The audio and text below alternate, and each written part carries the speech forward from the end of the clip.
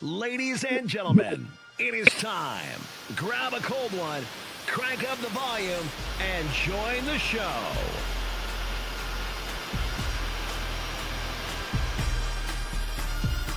Welcome to NVNR Live.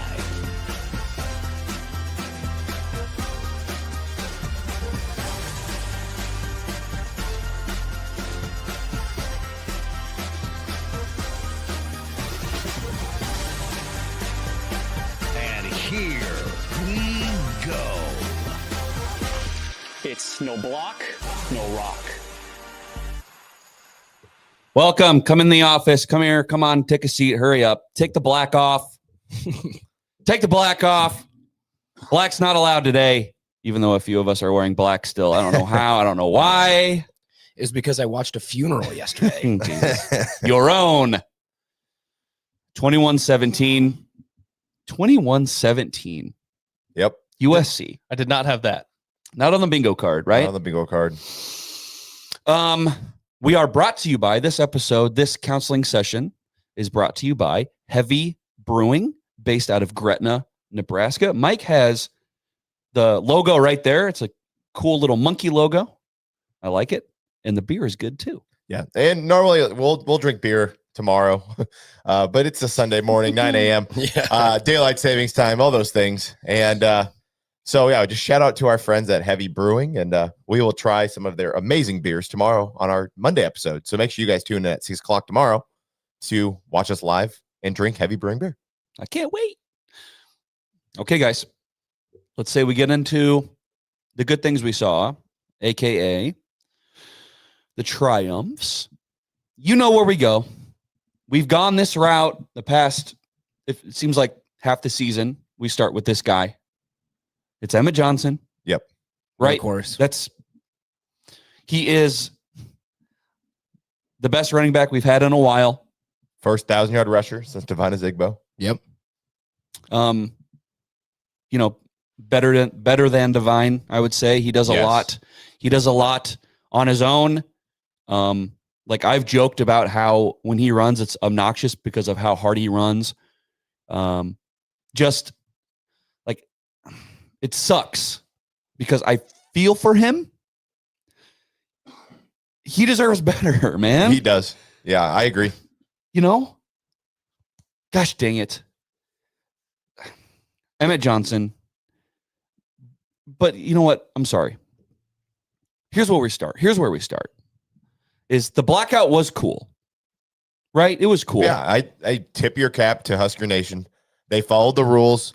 You could find a couple defiant ones in there wearing red, and then of course the USC fans were in there wearing red. That's fine. But other than that, like Husker Nation showed out. That was a cool environment, very loud, very electric. Tip your cap to Husker Nation. They did their job like they always do. Yep. I was surprised like how much black was in that stadium. Yeah, I really thought there was going to be shocked. more red. I thought it was going to be the black, red. No, Yeah. it was. And Mike had his trash bags ready to go. Oh, well, that's the funny part is the amount of people that I talked to that was like, I heard they're going to put black trash bags on if you're not wearing red. Like we made that video.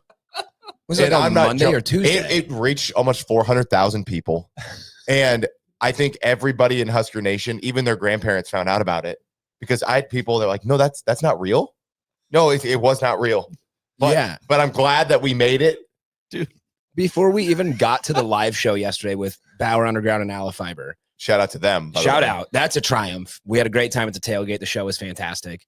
But before I even got to the tailgate, I had like 4 people talk to me about like, they're putting trash bags on people today. It's crazy. And I looked at Sam, my wife, and I was like, these people fucking believe this. Like, this is the funniest thing in the world. That was awesome. So there was okay, so I worked the game yesterday. I was down on the field, and so I was headed up to the press box, and I overheard a rather popular media member talking about, yeah, I think they're like selling black tarps, or they're giving out like black tarps for people not wearing red. And I just had to think to myself, does that come from our trash bag video? Yeah, was that It us? did. It definitely did. Yeah. There was other people making like, after we made the video, I saw other people making posts that were like, wear black or get bagged and all these things. So we kind of started a movement last week, and I'm pretty proud of it. People still don't know they see the words Sora on the video. They They don't know still what it don't is. know what it is. It's still a new app. It still looks really real though. Dude, It's insane. it was the sloppiest of the slop, and people still ate it, and that is the Dude, it was best part. so It awesome. needs to be illegal. That app needs to be illegal. I'm Yeah, gonna it's make crazy. the It's same not- thing for wearing red in the stadium now because Right. believe it or not, you're supposed to wear red at Memorial Stadium as well. So might have to make the exact same video with red trash bags. Maybe I'll start scaring fans into wearing red. Yeah. It might work, man. It apparently might have worked today or yesterday. Well, okay. So we say that the fans are a triumph, and I told some of these listeners I would shout them out because they approached me in the stadium and they said, "Oh, no block, no rock," and I said, "I'm gonna shout you out because I appreciate your support. We all do. Absolutely. Yeah. We have Cameron and Wink. Yes, Wink. I said Wink. I said I'm gonna call you Winky Boy, and he's like, "Do it." Do it. So Cameron and Winky Boy, Hey, shout out. shout out to you. Shout out Winky Boy and Cameron. There was Ethan from Little Rock, Arkansas. Wow. Yeah. He said, and he had the accent and everything. That's cool. So Ethan from Little Rock, Arkansas, and another Cameron, and let me see, Jeez. Cameron and Trey. You're a celebrity, huh? Like, Yeah. people just going up to you left and right. Your nephew is probably like, gosh. Yeah, he made that joke. You're a celebrity. I go, dude, I drink beer or coffee and talk shit into a mic. It's Did- not that. It's Did not you- that crazy. Did you sign any chess? I did not. Yeah, it's just sign some. Nibbener. No, but Cameron and Trey, Cameron, the lady, she was talking about how, they take road trips all the time and they're putting us on.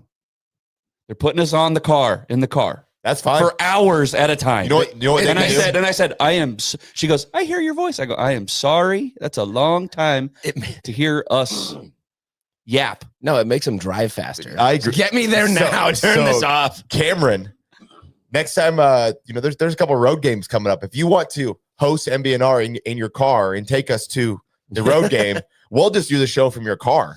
That would be awesome. Wouldn't that be sweet? I mean, you cover our hotel and our tickets. We'll Right. ride with you, and we'll do the show from your car. Mike's in the trunk with a wireless mic. It's gonna be so cool. Mike with the mic in the car. It's gonna be Yeah, sweet. it's so cool. Oh my God. Yeah. Mike with a mic. What could go wrong?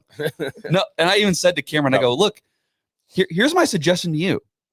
You have to put, like, if you're listening on Spotify or Apple, you put us on 1.5 speed. Yeah. It'll go a little faster. And she even like shot that down and was like, well, when you're on a long road trip, No, I agree And I'm with like- that. Not with a long road trip. You want time to pass. no, that's I what she slow was them saying. down. I was trying to suggest, like, maybe listen less to us a little bit. And she was like, no, I want to listen more. And in a slower voice too. So Yeah. appreciate y'all. On the note of the fans and like the blackout and just Yeah. the atmosphere last night, I was telling you guys down on the field, the first like 3 drives, Nebraska gets the 3 and out, they score, get another 3 and out. It was so freaking loud down there. Like I was shaking. It was like adrenaline to the max Your camera's probably down there. Yeah. And I mean, then later it gets cold and I'm just sitting there and I'm like shaking, trying to record. Shaking for a different reason. Yeah. And the pucker factor. Yeah. But I mean, just the atmosphere itself. And I was just blown away that the actual blackout like worked. Yeah. Like Look and, cool. And I was hearing comments like I sat next to this videographer from USC, and he's like, "This is insane." And this was like right before the fourth quarter, right before the light show. Yep. And I said, "Oh, just wait." I was like, "They're getting ready to do a light show," and he thanked me up and down for like letting him know, giving him a heads up of that, so Yep. he could film it, whatever. But they were just like, I mean, the promotion for the game and what the atmosphere was. I mean, USC fans. The guy looked at me and he goes, "Is it always like this?" And I said, "Yeah, it is kinda. always." I said, "It is always packed out. It is always loud. There is a home field advantage, and it is always like this." And then, not to get into the traumas too much, but Matt Rule calls us 2 timeouts, and I looked at him and I go, "It's always like this as well." Oh, that's awesome. Yo. So That's anyway, awesome. we'll get through our triumphs, but then we'll talk about some of the Dude, traumas. you said like how a triumph can also coexist with a trauma. Because like the blackout worked so well. Yep. The fans showed up so strongly as usual. that I almost want to count it as a trauma because it just adds to the disappointment. It adds to the sadness. They make it a theme. We buy in. Yep. It looks cool. But then, like, of course, you're let down at the end because that's what they do most of the time. And then, of course, like, USC is juiced by the crowd. Okay. They did seem to feed off that. Indeed. And then you have like USC, like I saw their director of recruiting, right? After the game, he says, wearing black to their own funeral, LOL. I'm like, you know what? The only reason why you guys can make jokes like that is because we are so fucking good as a fan base. Right. If we were worthless as a fan base, there would be no jokes to be had. Okay. So that's just credit to us.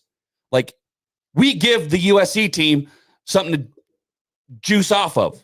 Yeah. Okay. If they go into opposing, you know, fuck, what are they? Kent State. They play at Stanford, right? Yeah. I'm thinking of like an old Pac-12. Yeah. You know what? You're probably not too juiced going into Stanford, are you? Because they don't give you anything.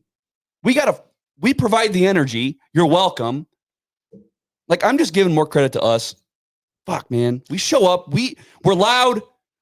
You know, people are even booing USC. You know, I think people are trying to embrace the villain side a little bit. You They know? were pretty good at it, and they really embraced the refs you suck thing. Like, that's now like a regular thing.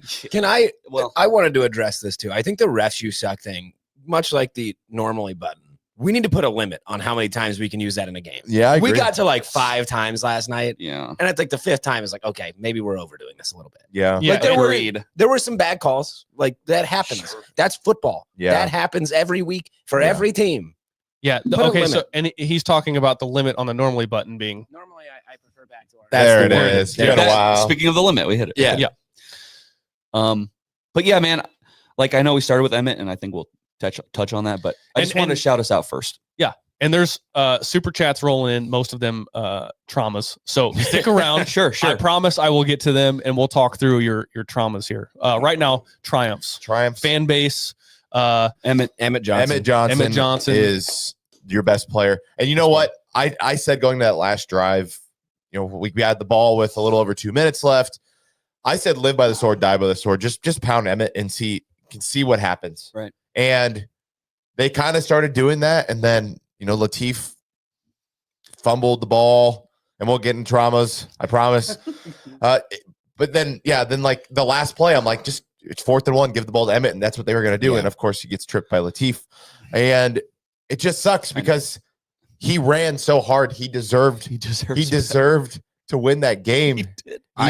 It was crazy. I talked about it. We talked about it before the game that you guys were talking about. We need Emmett Johnson if we're going to win this game to have 30 to maybe even 40 carries. Yep. He entered the game with 29. Yeah. 165 yards. And that is something that I harped on prior to the game. His over-under was set at like 155. I was like, my Lord, expecting him to like put this team on his back and get 155 yards is quite an ask. And not only did he do it, he kept going and did it with a workload that is just absurd. Like, yeah, I don't know if you're finished, but No, you're good.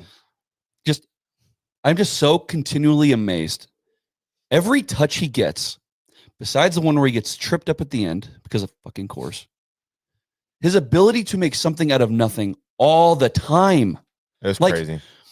Like, I think one of the main criticisms of him that we had was, you know, the breakaway speed probably isn't there, but you can count on the 7, like, all the time. Every time he touched it, it felt like he was getting 7. He's going to get hit like at the line of scrimmage. And you think, okay, he'll still get 3 or 4. Yep. Like, it doesn't matter. He's that annoying back that just falls forward for 3 extra yards. Yeah. His conditioning was insane. Sam Hahn said last night, he said, this one hurts. And he said, if you would have told me that Emmett Johnson has 165 yards and the defense holds them to 21 points, you take that every time. Like, Maeva had, and we can talk about defense after Emmett, but like, Maeva had 9 completions total. 9 of 23. 9 of 23. The best passing offense in the country. Yes. Yeah. We'll get into traumas with the defense, but there was also triumphs with the defense. Like, our DBs, they made plays, man. This was this was, I think, probably my biggest triumph. And I know we just talked about what an insane game Emmett had. Yeah. But the secondary is probably my biggest triumph. Crazy. Because we talked about it continuously before the game about this is the number 1 passing offense. This is the number 2 passing defense in the country. Yep. And I kept calling it the unstoppable force meets the immovable object. And something had to give, and it was the passing offense. I was very surprised to see our secondary stand up just in an absurd performance. You said 9 for 23. Yeah. That's crazy. If anybody like before the game told me that we might expect something like that, I would have laughed in your face. And I don't want to discredit the secondary. There were some drops. Well, no. My I don't want to discredit the secondary when I say like it was clear that we wanted to stop the pass. Yeah. Because you sacrificed something else on defense that we'll talk about. So, but yes, like Andrew Marshall had a pick. Maeva did his Maeva thing that he does where he just kind of gives the ball to the other 10, you know? Yeah. But like if you would have told me that our D-line would have forced 2 intentional groundings because of the pressure they were putting on him. Those are sacks. Yeah. They won't go on the stat sheet as a sack, but They those were should. sacks. Yeah. We finally got sacks. We hadn't had them in a while. I know they're not going to go on the stat sheet as a sack, but Right. that's exactly what they are. It's effective pressure at the very least. Yes. Hey, Thank God. That same USC videographer, I'm sitting there and I looked at him and I go, does he do that all the time? It just kept happening. I was like, Jesus, man. What are you doing? No, but like 14-6 at half. 6. We were getting run all over. Okay. But you allow 6 points. You allow 2 field goals.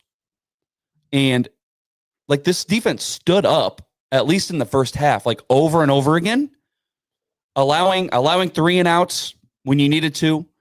Like, I feel like the defense played very well. They played well enough to win the game. You know? Yeah, and talking about 2 field goals, 2 field goals that realistically could have been 14 points. Like very realistically could have been. Yep. But that's also giving credit to us because we forced some false starts. Yeah, we did.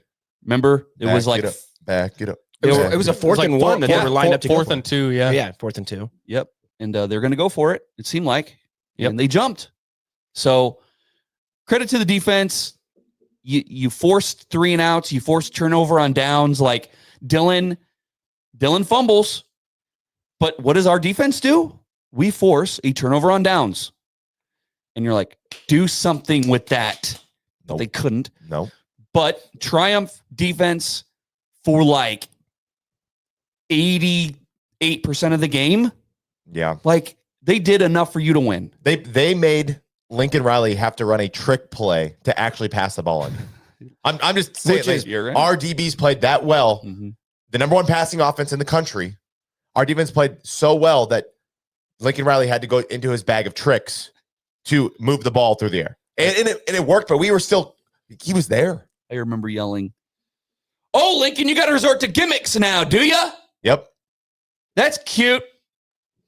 And they went and got the stop to give the offense a chance to go win the game. And any more triumphs? Any more triumphs? I'm trying to, okay, to be totally, like, I probably am not going to provide a whole lot in this show because trying to, like, understand what's actually happening on the field when you're field level looking through a screen that's this big while you're, like, filming it is kind of difficult to, like, actually know anything that's going on. I kind of result to looking up at the big screen or looking at the stats on the ribbons or whatever. So I don't, as far as triumphs, I mean, like your biggest thing was the atmosphere. Yep, and Emmett and Emmett and the secondary. Secondary. I mean, that's the 3 right there. Yeah. Okay. That's it. I mean, I think we beat the triumphs to death. That we grasped at straws. That was it. Run blocking. Okay. Let me give you one more, Sure. and it's going to be it's 2-sided. We said before the game, Nebraska had to play keep away from USC. Time of possession, running the ball, controlling the clock, and they executed that plan perfectly. Dana Holgerson, hey, say what you will about the rest of his whole year, and we thought like, hey, maybe he's gonna like try to match what USC is doing, throw the ball. No, like he really gave a solid effort on running on first down, second down. Mm-hmm. So I think that's a triumph. Yeah. At least, I mean, that was the game plan, right? Was like just these slow drives, picking up 4 or 5 yards at a time, and like just keep them off the field. And I thought they did that pretty well. Yeah, like Holgerson's going to get his criticism, and he will. So we'll rule. But history has taught us that there is an alternate universe where we are sitting here and Emmett gets like 12 carries. Yeah. You know, It's happened this year. it's happened. Like it literally, it's literally happened. It happened at Minnesota. So yes, yeah, you're right. There seemed to be a commitment to the run game. There was a commitment to giving the ball to your best player. We have to reiterate that. Emmett Johnson's your best player. Yep. Sorry, Kyle, go. Yeah, I was just going to say there is a triumph, an opinionated triumph by Adam Halperin here. 1999. We appreciate you, Wow. dude. Shout out Adam. Thank you. His triumph says, last night's loss didn't feel like our other losses to ranked teams in the last 10 years. Nebraska was right there against a good USC team, and Raiola going down was the main factor in the loss. I This agree. program is progressing, and I would agree with that. I would agree 100%. with that. That is not being talked about enough. Like all you T-fers, and I think this is a good transition. Sure, go for it. All you T-fers talking about bringing Latif. The backup quarterback is your favorite player on the team because he doesn't play and he showed you glimpses against shit teams. Guess what, guys? You got the Latif experience. You want to say, oh, they didn't take the handcuffs off of him. They called passing plays. He tucked it every time. Yeah. He didn't know what to do when the pressure was coming. The O-line was down to their 4th and 5th tackles. And you bring up, he had what, 9 carries and 3 fumbles? He fumbled the ball 30% of the time he touched it. I'm sorry, Latif Get is out of not, here. Latif is not the guy people think he is. No, let me put it this way. Not yet, at least. If he has to start this Saturday, maybe we'll eat our words and maybe Latif will be more prepared for the game. Yeah. I hope Dylan is ready to play Saturday, though, because I feel like if Dylan doesn't go out in that game, we win that game. And I'm not usually one that's like, oh, if this happens or no. If Dylan doesn't get hurt in that game, I have more confidence with him driving the team down with 2 minutes left to go win the game.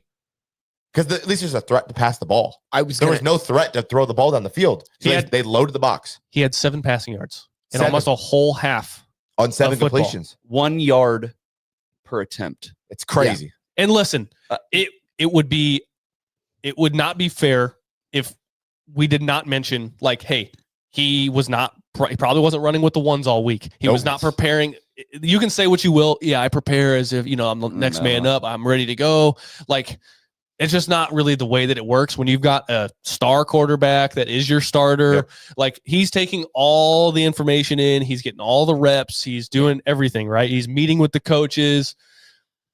It would not be fair for us to say, like, hey, TJ Latif is bad, like all this other stuff. It's just you're right. He's just not the starting quarterback. And so he just was not prepared, as no backup quarterback really would be, to come into a big game like that, a tight game like that, underneath the lights in a big moment. It wouldn't be fair, right? But all I'm saying is 7 passing yards. You fumbled the ball 3 times. Like, the amount of people that have been coming up the last few weeks say, oh, TJ Latif, he can run. You got to have that element. Oh, blah, blah, blah. It's like, well, dude, like, we've seen what a running quarterback, someone named other than Dylan Raiola, has looked like for the last 10 years. And that's where you've got 12 fumbles in a year. You've got 19 interceptions in a year.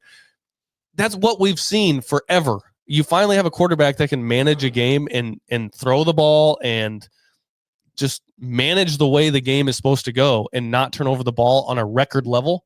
Like, it's bad. That's why Nebraska lost last night, is because Dylan Raiola was not out there managing the game. Yes. Yeah, and Mike, I'll speak for you. Please. This isn't what we've just said and Kyle just said. This is not an anti-Latif point. Absolutely It's not. correct. No, I think he'll be good. It's just he wasn't prepared, and there's a gap not between fair. him and the starter. He's not that guy yet. Yeah. There's time to develop a guy like that. Winky boy is in here. Hey, Winky. Hey. Loves it. Hey. Okay. Like how do I want to word this? I'm laying in bed this morning at like 5 a.m. and like here are the thoughts going through my head. It's like you have the players to hang around. You're up by 8, and the commenter for the $20, much appreciated, by the way, said like, most of these games don't go this way. And I'm just like, I feel like they do, though. No, they said Like, they don't they do. feel this way.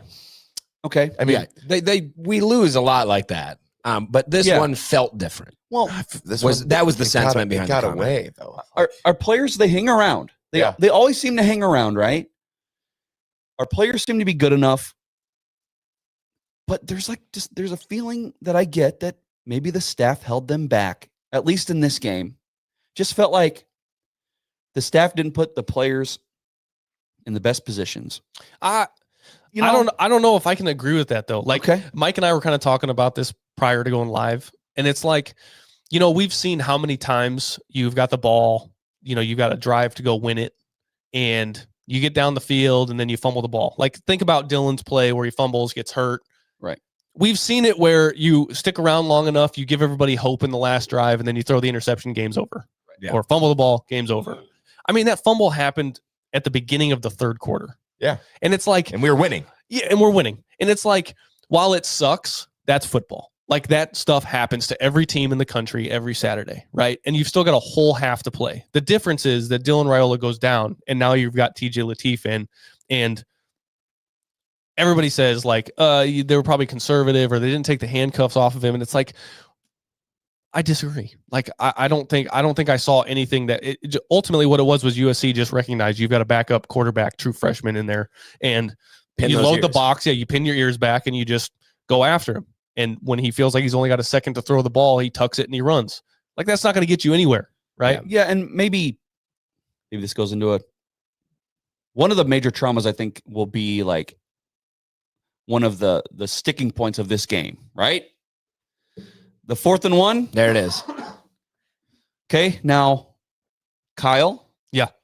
You've been take the points guy. Yep. Last week I said one of the keys to the game is to take the points if it seems like they are there, right? Mm-hmm. And it's easy to say take the points because guess what? They still have to kick the darn field goal, and it's 52 yards. Meanwhile, the scenario running through my head was versus Michigan. You were on their 6-yard line. Yeah. I feel like that's a lot easier field goal than a 52-yarder. And in the moment, I just all the things leading up to the field goal was fucking traumatic. All the things leading up. And those are the big traumas we got to talk about too. And so I'm sitting there going, you know what? The game feel to me just seems like you've got Emmett. It's a long field goal. It's cold outside. Run the ball with Emmett. And people are going to say, go for it on 4th down, right? Be aggressive. And I am mostly that guy. But you're also assuming that they'll get the 4th and 1. You're assuming that they're going to convert. Right. Meanwhile, we've been complaining they're not good that they usually don't get it. Okay? So people are assuming that they'll convert on the 4th. Meanwhile, it's a 52-yard field goal, which is very long. And even though we like Kyle Cunanan, and he made a field goal later after that, which was cool, it's a long field goal. So every scenario, like you got to have game feel, right? If you're on Michigan's 6-yard line, take the points because I feel like you're going to make that field goal. I just, my point is you got to have game feel. And I just feel like in that moment you had to go for it. That's my opinion. I agree that he had to go for it. And Kyle's the gotta take the points. That one I kind of agree with the game feel thing. It goes to the mismanagement, and that'll be another trauma here. Is the fact that you called timeout after they didn't call the penalty on the late hit. Oh my God. So you literally call a timeout to yell at the ref. Irresponsible. Matt Rule is the most irresponsible coach with timeouts I've ever seen in my life. I've never seen a coach more irresponsible with timeouts than Matt Rule. We should have structured that into his extension that every wasted timeout pulls $100,000 off. Something like that. Your playoff gets you $1 million. Every wasted timeout, we're pulling some money back. So not only did you waste the timeout for that, but then you call timeout on the 4th down. And so you waste 2 timeouts in the second half in a close Big Ten game. The same coach that talks about every game is going to be close and they're going to come down to the wire, and you have used two timeouts in 3 plays. We had it was like what, 5 minutes left in the third quarter. Yeah, and we had 1 timeout left. Yeah, 1 timeout. That's unbelievable. It's literally like playing your little brother in Madden. He's like 8 years old and he doesn't know what the buttons do. He's just calling timeouts. Crazy. Yeah, can we break this down real quick? Let's break this down, okay? Because Turner Corcoran gets shoved, right? Yes. He flops. Yes, yeah, he does. Sure. It should have been a flag. Sure. But I'm sitting there in the stands. I see Matt Rule freaking out. He's calling timeout. I'm going, you can't review that anyway. You have to move on. Right. You wasted a timeout just so you could Get on your soapbox. And he tried to say, oh, well, we weren't lined up or this or that. Stop. Listen, Bullshit. I filmed the whole exchange. I filmed the whole thing. I literally filmed the ref at the center of the field running over to Matt Rule and then getting over to Matt Rule, and he's just waiting to talk to him. Look, if you're trying to scheme up, or if you're trying to decide whether to go for it on 4th and 1 or kick the field goal, maybe you should be with your coaches and your team, talking through a plan, talking through some sort of scheme, talking through something, instead of spending the full 2-minute timeout or whatever the time is yelling at the ref. It's not like you're going to call him over to bitch at him. Yep. And then he goes, you know what? You're right. Flag. Yeah. What's the best case scenario in that situation is that you don't walk away with a sideline warning. That's the best case. Yeah. Like, you're not gaining anything. Well, it wasn't all like you're the doing first is time. losing the timeout. They had a couple plays like that earlier in the game, like the chippy after the play stuff. I agree. And they weren't calling the flags there. So it's like, what are you complaining about? They've let them do this the entire game. They're not going to go back on it. It was so elementary, like, terrible coaching right after an extension. It's so bad. And then on top of it, like I said, at that point, if you're going to call the timeout, Yes, come on. you better go for it. Okay, no. See, that's not the point, okay? If you're going to call a timeout, have a clear plan. Right. Yeah. You didn't have a plan. No plans. If you're going to call a timeout and you come out with the field goal unit, fine. At least you have a clearly defined thing of what you want to do. But you come out and you have Harburg and Latif playing the fucking running back? Isn't that what it was? Yeah. We knew that play wasn't going to work. So the first time out, he called it. It was on 3rd down. And we go get so many yards to get to 4th and 1. And then it's 4th and 1. And then he calls timeout again. What are we doing? And then we rolled out on the 4th and 1 before he called the timeout again with Harburg under center again, which how many times did that work this year? We can't do the tush push because we're not good. We're not good at that. That's not. Has it? Do you not have another play? What? Has it worked once? No. Well, No. actually, it did. They gave us a first down against Northwestern, but I think he was still short. Yeah. Oh, yeah. Yeah, they gave it to us, but I'm pretty sure you're short. Was Emmett on the field on that fourth? I don't really know. The set was weird. So. It was like Harburg, It was just Latif, and then maybe Emmett or something. It was dumb. Okay. It was stupid. It was absolutely stupid. And guess what? God. You went into the end of the drive, last drive of the game with one timeout and a true freshman quarterback out there. And Latif was already in the game at that point. So you should have been a little bit more responsible with your timeouts. It's just how many times through the week, not only yesterday when we did our pregame show, not just on Monday, but just throughout the week, did we talk about, you know how to beat USC?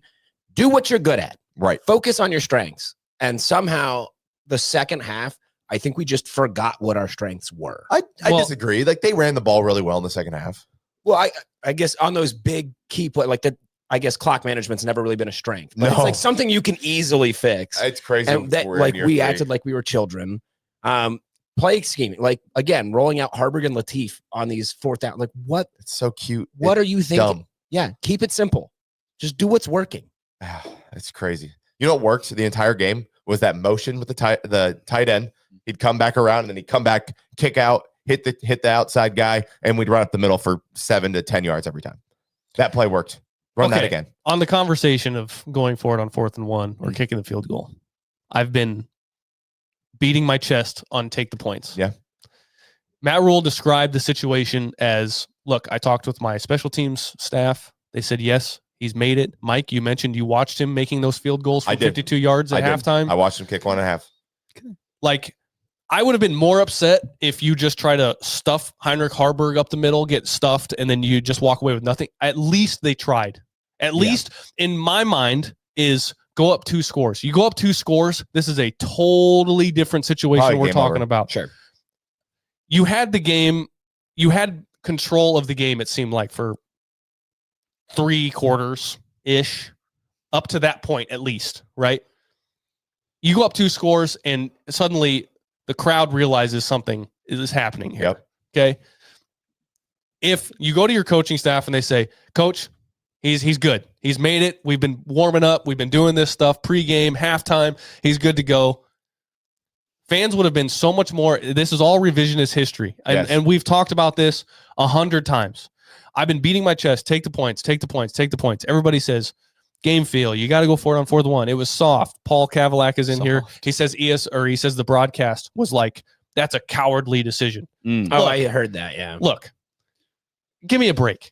The entire fan base, take the points, take the points, take the points. Quit going for it on 4th down. 4 for 11.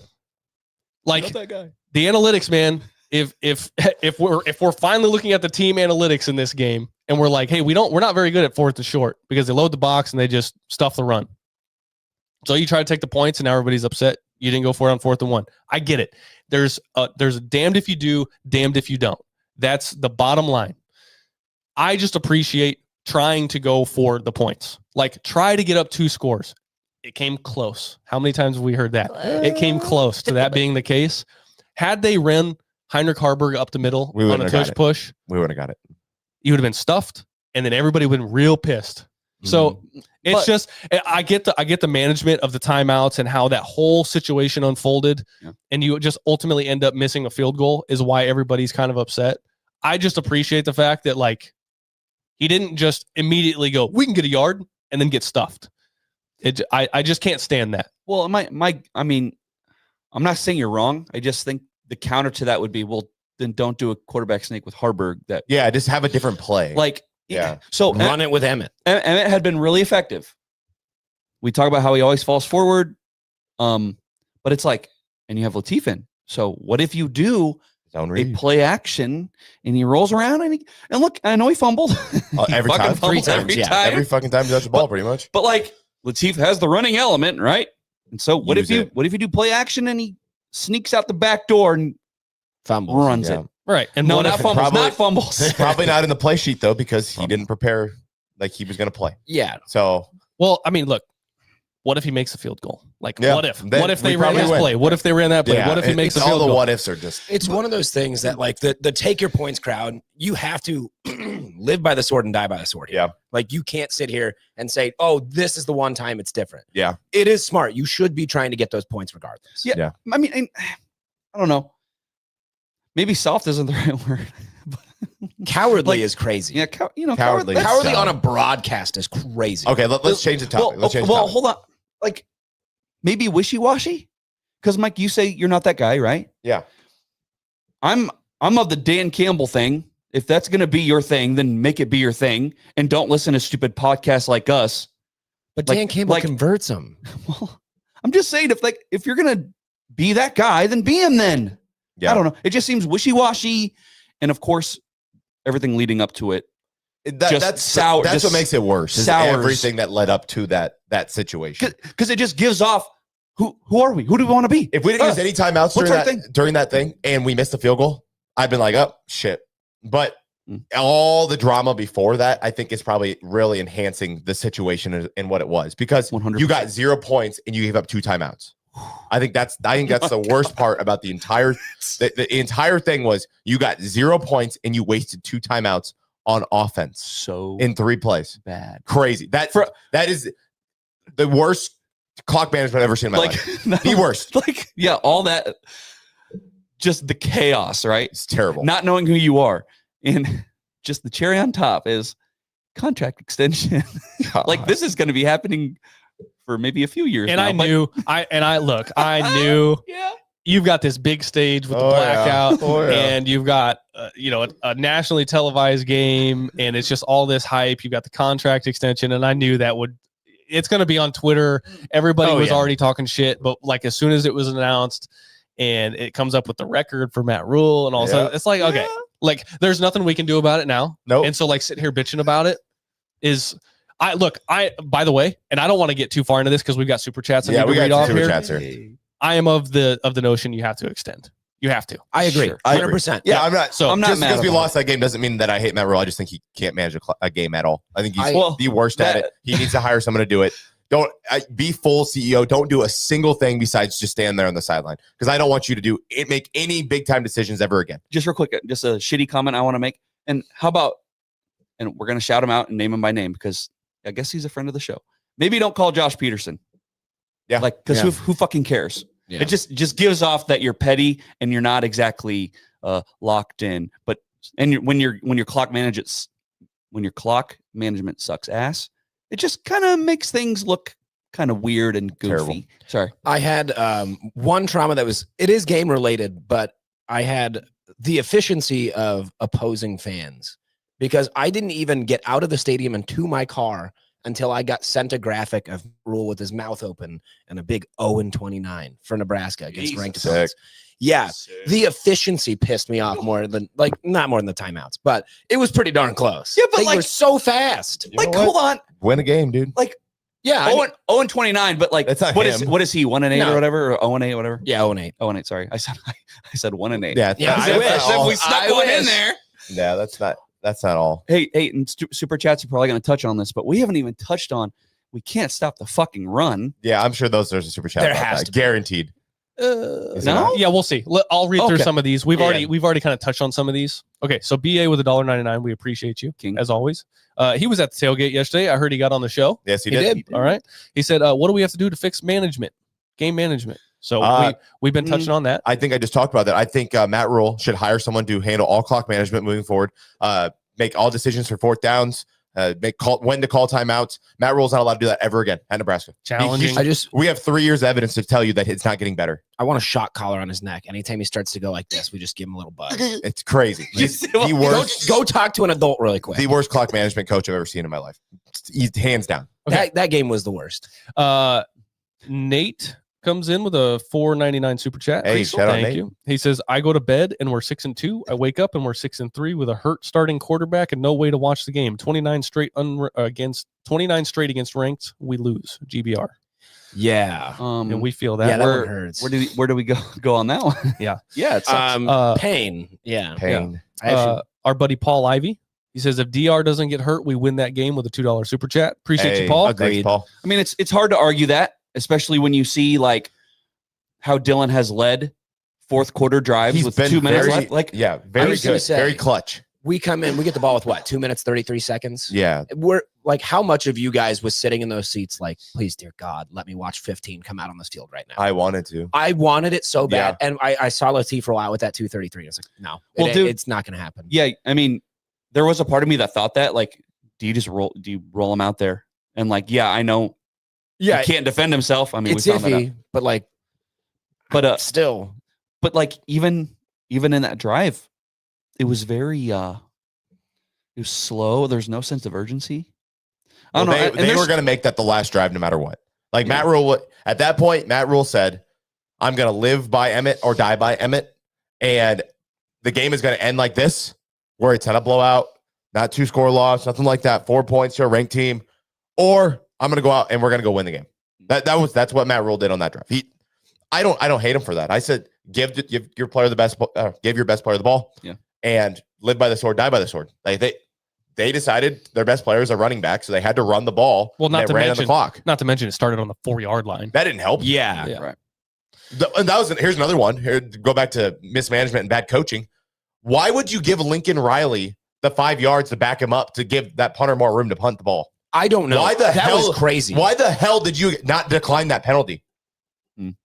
There's another one. Look, you know what? Just hire me as the clock management and game time decision coach, because I can do that better from the stands than you can from the sideline. I didn't even think about it. That didn't even process. Decline the penalty. I was Yeah, sitting there. decline Decline it. it. Make him have to corner coffin that. It's a hard kick to make. That's why they wanted to back him up. Yeah, they did that intentionally. That wasn't a mistake. You literally gave them more room to make that punt and pin you inside the 5-yard line.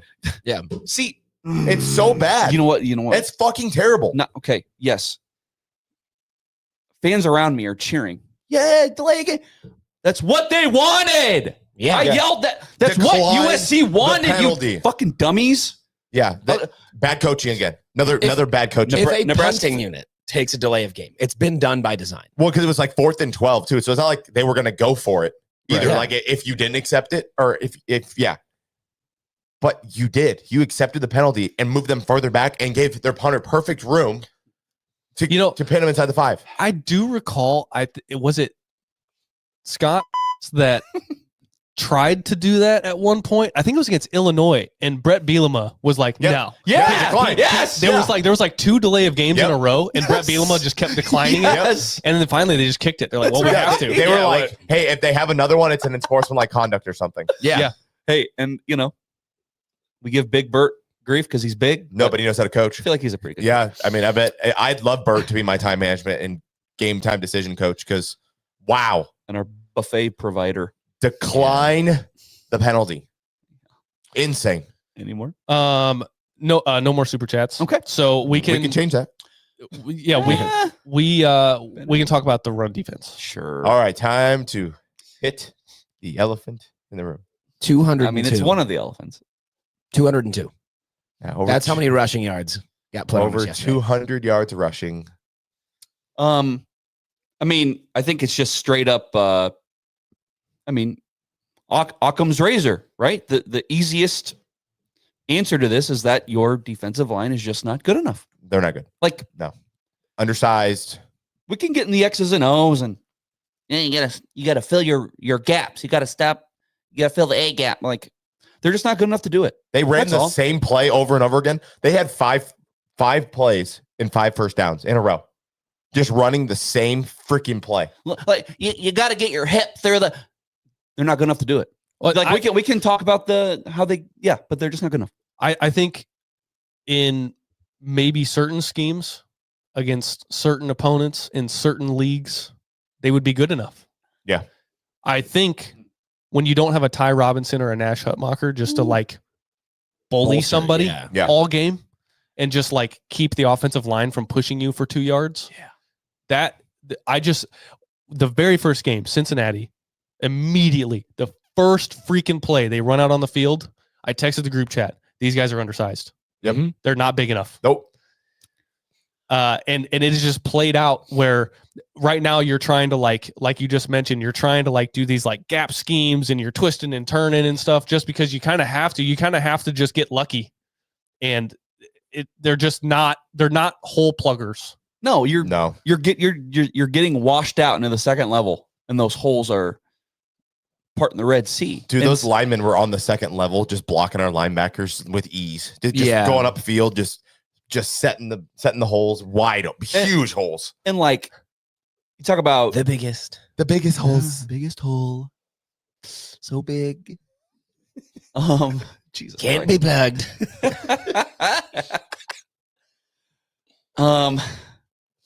No, okay, sorry. I just have like, what other Trump thing should I do? No, but like people are gonna say like, fucking John Butler, Tony White.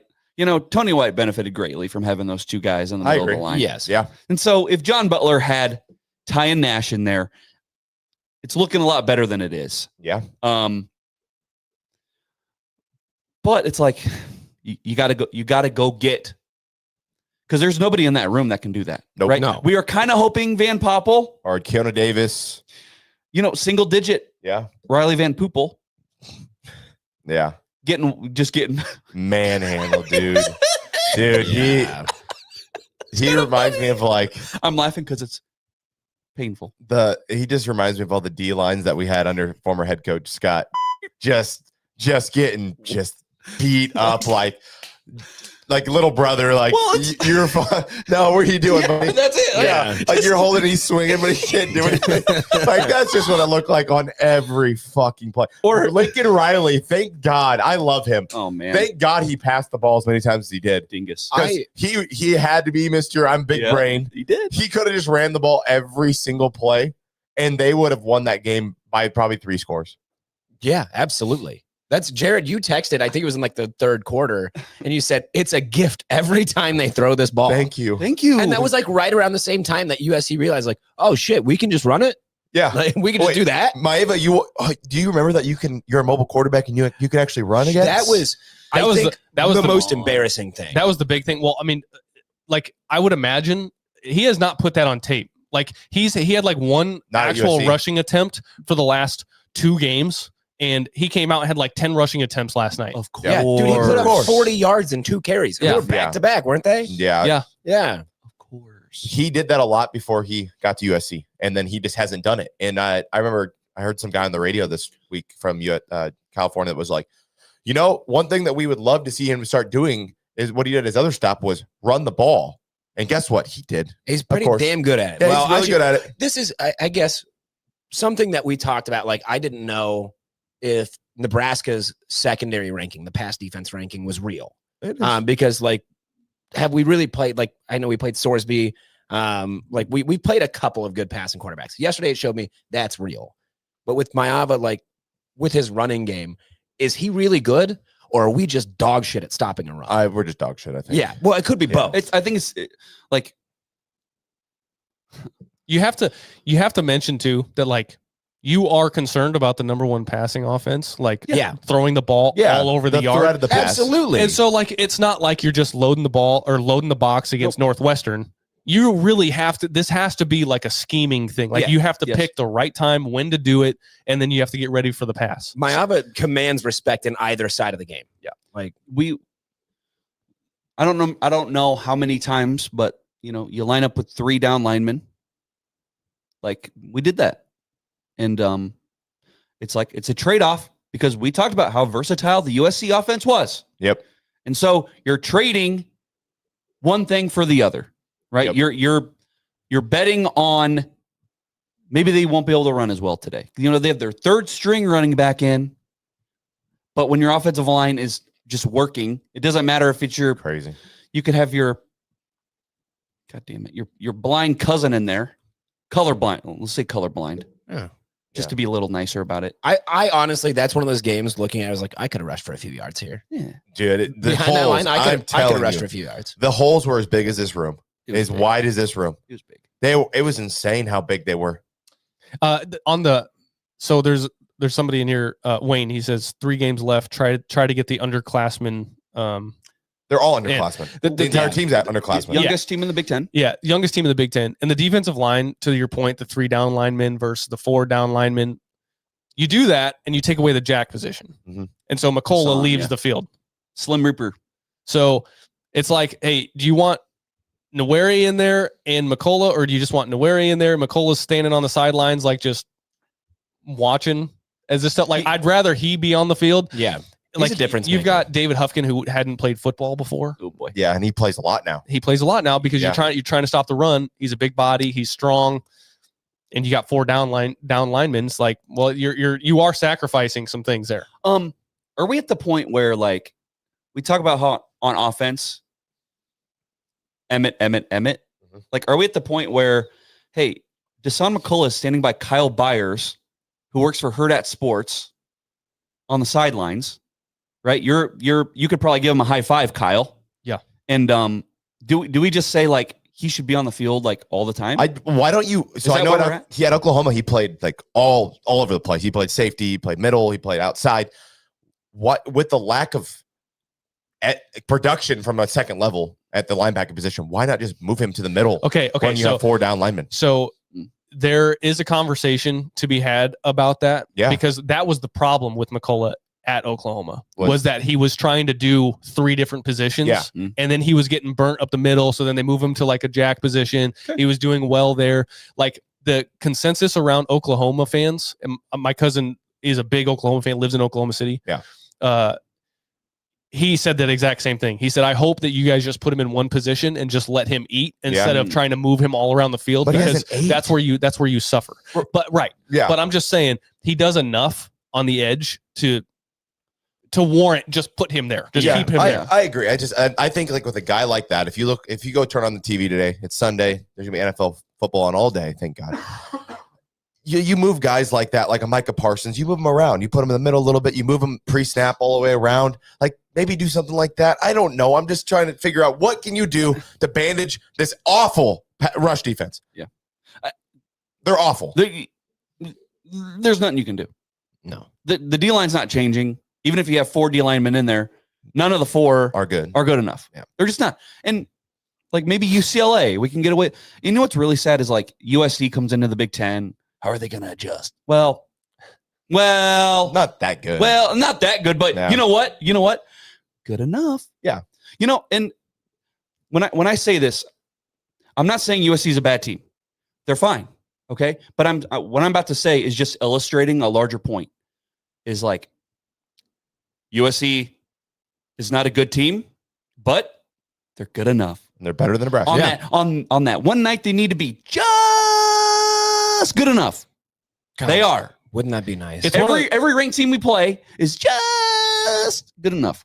That's why you're not ranked. It's one of those situations where you just look at like the track record against Minnesota, Iowa, Wisconsin, USC, Northwestern. Stop naming teams, please. You know what I mean? He's got a lot of them. You know what I mean? I know. Like we walked in here and people just have kind of had their way with us over and over and over and over again. You're now 0-2 versus USC. You've never beat them.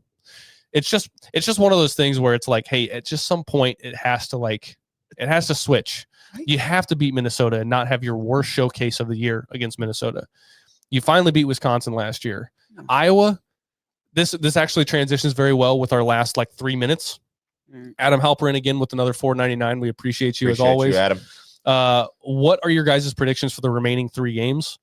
Look, Maeva ran all over you. That offense ran all over you. That is exactly what Iowa wants to do against you.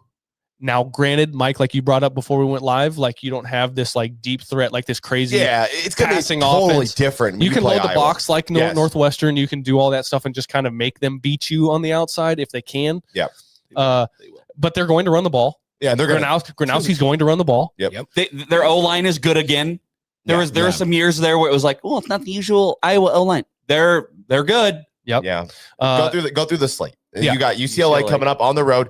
If Dylan plays, I think we can beat UCLA. That game's a toss-up. It's just every game moving forward is a coin flip. Even Iowa's a coin flip. We know that's going to come down to a last possession thing. Penn State's a coin flip. Penn State's a coin flip. Yeah. Like they're not good, but they're going to be good enough to beat Nebraska. Like they're going to be good that day. Like all the teams you play, even if you shut down their strength, they still just be like just good enough. Here's my prediction, okay? It's not even like a win-loss thing. It's if they go 0-3. You guys, I'm not joking. I will come to every episode that we do, but I am not going to say a word. Sorry. Like you guys are going to look at me and you're going to put the camera on me. I'm just going to go like this. I'm not going to say fucking anything. If they go 0-3, I'm going to come to every episode. I might do the intro, but then I'm going to go, all right, you guys can say whatever you want. Blah, blah, blah, blah, blah, blah, blah, blah, blah, blah, blah, blah, blah, blah. All we fucking do. Blah, blah, blah, blah, blah. 9 months out of the year. Blah, blah, blah, blah, blah. If they go 0-3, I'm not saying another fucking word on this podcast. And you know what? Some people might like that. Some people that are watching are probably like, thank God, get that stupid redhead off. If they go 0-3, I'm not saying another fucking word. And you guys are like, oh, he's crazy. Yeah, I am. My prediction for the rest of the year. Mike's nervous over here. My prediction for the rest of the year is 1 of 3. You get 1 win. Yeah. Yeah. That's my prediction. I would imagine it's probably UCLA, and then you're probably losing to Iowa and Penn State. Yep. That's like I predicted at the beginning of the year a loss to Michigan, Minnesota, and USC. So at the end of the day, here's my prescription for everybody in counseling this morning is that while you lost, I had still looked at this game at the beginning of the year with my 8-4 record prediction saying, I would imagine USC is probably a loss. Yep. And it was. And I walked off the field after the post-game huddle where Ron Brown does his prayer for both teams. Yeah. And I'm standing there, I'm listening to this, and I'm like, want. Like at the end of the day, I actually was rather impressed at how juiced the team was, at how I'm gonna get crucified here, how close the game was, because I thought it was gonna be worse. I thought the fight was good. You get Dylan Raiola going down, that sucks, and that definitely hurt. That definitely was, I believe, the cause of the loss. I agree. And Pritchett, too. And Pritchett, Pritchett. yeah. That cannot go dismissed. So your prescription is, while it sucks, it's kind of a want situation. Like I had this predicted at the beginning of the year. Right. And so while disappointing, it's like, hey, I know we're about to wrap up, but I take my nephew. We haven't gone to a game together. It's a blackout. It's special. He's talking about how much he wants to buy a black jersey, right? And I say to him, look, you're probably not gonna want to buy the black jersey if they end up losing, and we're like literally the last ones out of the stadium. We wait, we go out on the field, we're taking pictures on the black end. It's cool, but damn it, I wanted that to be a nice fucking memory. It still is. It still is. Yeah. But Kyle, womp. Want is that's a good prescription. Now, I said 7-5, and I had at the end of the year, I said we're gonna lose that game. So far, I'm 100%, and I have us beating UCLA, Same, and then losing the rest. So I hope I'm wrong. I hope we go 3-0, and they shut us up, and they're like, you know what? This is different. We're gonna go freaking 9-3. This is a different team. We're gonna go play in a decent bowl game, but. I mean, I have the stats to back it up that I'm usually not wrong. Look, I said the same thing, but I did say 8-4 with what I considered to be an upset over Iowa. Yeah. And I just don't think that's happening at this point. So you're moving towards the 7. I'm more 7-5, and I want to show for the record that at the beginning of the year we said 7-5 would be an improvement. It would be progression. Yep. So that's where we're at. The prescription, just consider it a want game. I was gonna run for 300 yards. Please don't say that.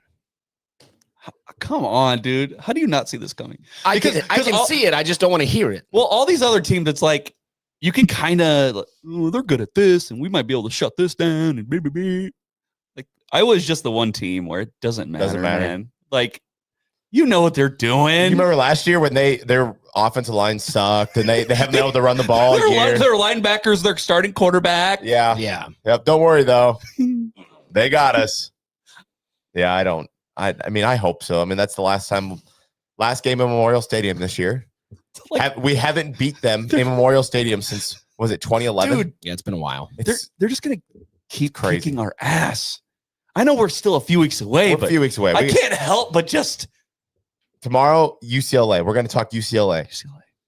Tomorrow's UCLA. Nico. Okay, are we good? Yeah. We're good. Another trauma. Where's Jacory? All right. He would have scored on that play if Keith didn't fumble the fucking snap in the red zone. Thank you for coming to our appointment. We'll see you next week. Don't wear black, wear red or purple. Just wear red. Wear red. I'll be in Mexico watching from a beach, so I don't care. Rich boy. Game time was announced 8:00, so that's great for me. Now? Yeah, 8 p.m. So awesome. Yeah, 8. Damn it. Another late night. Yeah, I got nothing cute for you.